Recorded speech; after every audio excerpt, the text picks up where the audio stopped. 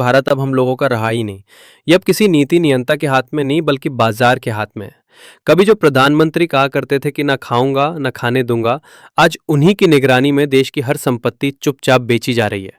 बेचने का यह धंधा इतना साफ सुथरा ढंग से किया गया कि जनता को पता ही नहीं चला कि जो चीजें उसकी थीं अब वो उसके पास नहीं रही। रेलवे बेची गई, वो भी बिना शोर के। पहले स्टेशनों को निजी हाथों में दिया गया, फिर ट्रेनें, फिर मालगाड़ियां। जिन रेल पटरियों पर कभी माँ बाप अपने बच्चों को डॉक्टर या इंजीनियर बनाने के लिए गांव से शहर भेजते थे, अब उन्हीं पटरियों पर केवल अमीरों की रफ्तार दौड़ रही है। गरीब के हिस्से में तो सिर्फ जनरल डिब्बे बचे हैं, वो भी भीख में नहीं, कीमत देकर। एलआईसी जैसे संस्थान, जिस पर देश का हर गरीब और मध्यम वर्गीय नागरिक विश्वास करता था, वो भी अब शेयर बाजार की भाषा में बिक चुका है। देश की सबसे बड़ी बीमा कंपनी को अडानी अंबानी जैसे पूंजीपतियों के पास गिरवी रख दिया गया। जिन लोगों ने अपना पूरा जीवन भर की कमाई वहां जमा की थी, आज उनके पैसे का मालिक। एयरपोर्ट, बंदरगाह, सड़कें, कोयले की खदानें, तेल कंपनियां, हर चीज अब सरकार नहीं, कॉरपोरेट की है। प्रधानमंत्री मोदी ने जब मिनिमम गवर्नमेंट मैक्सिमम गवर्नेंस का नारा दिया था, तब हम समझ नहीं पाए थे कि इसका मतलब है सरकार नहीं चलेगी, धंधा चलेगा। जनता की जिंदगी एक जुआ बन गई है। महंगाई की हालत देखिए।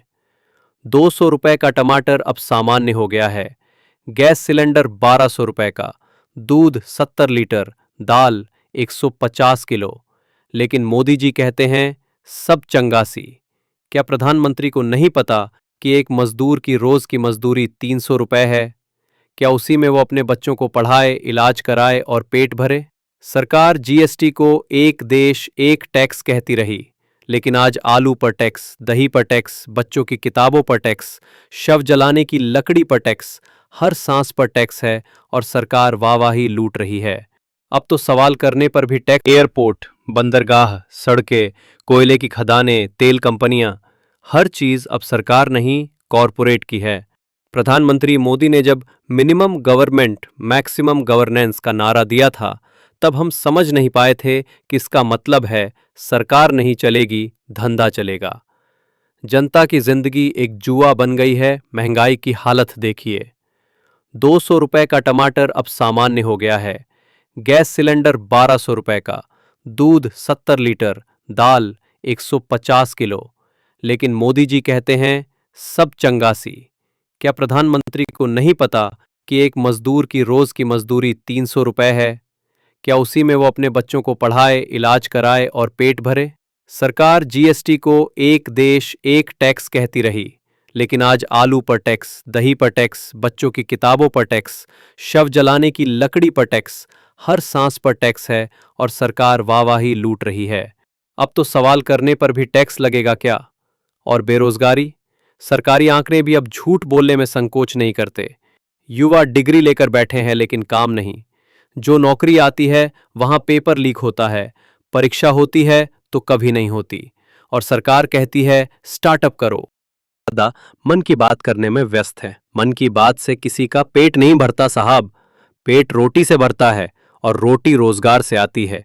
लेकिन मोदी सरकार ने तो सरकारी नौकरी को ही गुनाह बना दिया है। किसान आत्महत्या कर रहा है, नेता एयरपोर्ट बेच रहे हैं।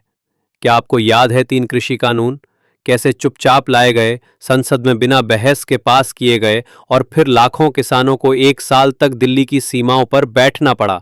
700 किसान मर गए, लेकिन मोदी जी एक बार भी उनके पास नहीं गए। जब किसानों ने जय जवान जय किसान की आत्मा बचाने की कोशिश की, तब उन्हें खालिस्तानी, देशद्रोही, आतंकवादी तक कहा गया। और फिर जब चुनाव आया तो तीनों कानून वापस ले लिए गए। ये था उनका चुनावी जुमला। बेरोजगारी की हालत तो ऐसी है कि युवा सिर्फ फॉर्म भरते भरते बूढ़े हो रहे हैं। भर्ती होती नहीं, पेपर लीक होते हैं, परीक्षा रद्द होती है और फिर दोबारा इंतजार। यही देश की नई शिक्षा नीति का सच है। पढ़ाई महंगी कर दी गई है, सरकारी नौकरियां खत्म की जा रही हैं और फिर युवा से कहा जाता है स्टार्टअप शुरू करो, पकौड़े बेचो। क्या यही आत्मनिर्भर भारत है? स्वास्थ्य सेवा का हाल देखिए। कोविड-19 के समय इस देश का सारा तंत्र नंगा हो गया था। लोग ऑक्सीजन के लिए मर रहे थे, अस्पतालों में बेड नहीं थे, लेकिन सरकार बंगाल में रैलियों में व्यस्त थी। जब लोग जल रही चिताओं के पास रो रहे थे, तब नेता अपने चेहरे की फोटो वैक्सीन की शीशी पर छपवा रहे थे। क्या यही संवेदनशीलता है? और अब जरा नजर डालिए देश के लोकतंत्र पर। सीबीआई, ईडी, सुप्रीम कोर्ट, चुनाव आयोग, जिन संस्थाओं पर लोकतंत्र टिका होता है, आज वो सरकार के इशारों पर नाचते दिखते हैं। जो सरकार से सवाल पूछे वो देशद्रोही कहलाता है। जो पत्रकार असली खबर दिखाए वो या तो नौकरी से निकाल दिया जाता है या जेल में डाल दिया जाता है। जब ट्रेन का टिकट अडानी तय करे, जब बीमा का लाभ मुकेश अंबानी को मिले, जब बिजली का बिल कॉरपोरेट मनमर्जी से बढ़े, तो फिर आम आदमी के हिस्से में क्या बचा है? देश अब एक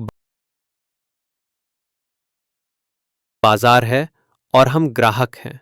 कोई हमसे हमारी जमीन खरीद रहा है, कोई हमारे सपने। सरकार अब सेवक नहीं रही, वो ब्रोकरेज एजेंसी बन गई है जो देशी संपत्तियां विदेशी पूंजीपतियों को